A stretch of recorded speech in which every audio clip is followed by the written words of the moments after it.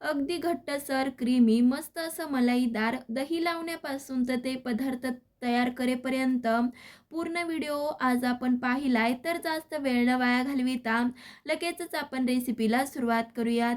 तर त्यासाठी काय केलंय, 1 लिटर म्हशीचं दूध घेतलंय. इथं आपल्याला म्हशीचं दूध घ्यायचंय. आता आपण हे घेतलेलं दूध आहे ना, ते गॅसवरती गरम करत ठेवलंय. नंतर पाहू शकतायत 3 ते 4 मिनिटातच दुधाला उकळी आली आहे.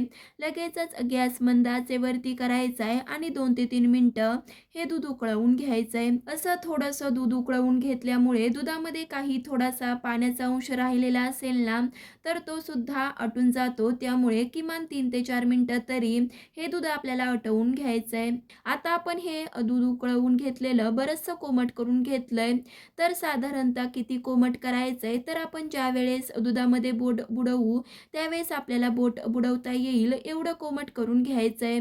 आता ह्यामध्ये आपल्याला विरजण घालायचंय. तर महत्त्वाची गोष्ट म्हणजे विरजणही घट्ट असावं, विरजण जास्तही आंबट नसावं. त्यामुळे दही जास्त आंबट होत नाही. मुख्य म्हणजे पाणी एकीकडे आणि दही एकीकडे असं सुद्धा होत नाही. त्यामुळे घट्टच असं विरजण इथं आपल्याला घ्यायचंय. दही उन्हाळ्यात लावताना नेहमी रात्रीच लावायचं, कारण की उन्हाळ्यामध्ये तापमानाचं प्रमाण जास्त असतं. दिवसा जर लावलं ना, तर दही आपलं खूपच आंबट होऊन जाईल.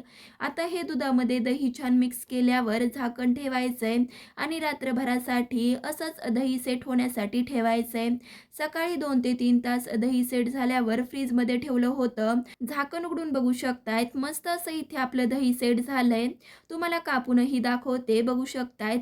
चमच्याने अलगद असं आपण कापतोय, जसं काय खरवस कापल्यासारखंच इथे आपलं दही तयार झालंय. तर तुम्ही सुद्धा पूर्ण उन्हाळ्यामध्ये अशाच पद्धतीने घरच्या घरी दही बनवा. म्हणजे काय, बाहेरून आणण्याची गरजच नाहीये. घरच्या घरी बनवल्यामुळे आपण कशा पद्धतीने दही बनवतो ते सुद्धा आपल्या डोळ्यादेखतच बनवलं जातं. कोणतंही प्रिझर्वेटिव्ह इथे आपण वापरलं नाहीये. आता आपण ह्या दह्यापासून लस्सी बनवतोय. तर त्यासाठी काय केलं, रवीने थोडंसं हे घुसळवून घेतलं. आता ह्यामध्ये आपल्याला पाऊण वाटी पिठी साखर घालायची आहे. आता इथं किती दही आंबट किंवा गोड आहे त्यानुसार पिठी साखर घालायची आहे. हे दही जास्त आंबट नव्हतं, त्यामुळे पाऊणच वाटी पिठी साखर घातली आहे. आता इथं 3 चमचे बदामाचे तुकडे, 3 चमचे काजूचे तुकडे, 2 ते 3 चमचे पिस्त्याचेही काप घातलेत.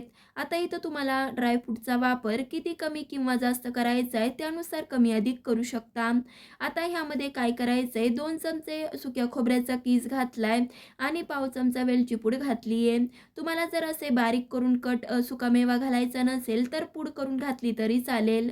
आता हा घातलेला सुकामेवा आहे ना, तो छान एकदा मिक्स करून घ्यायचा आहे. नंतर रवीने छान असं 2 ते 3 मिनिटं ही लस्सी घुसळवून घ्यायची आहे.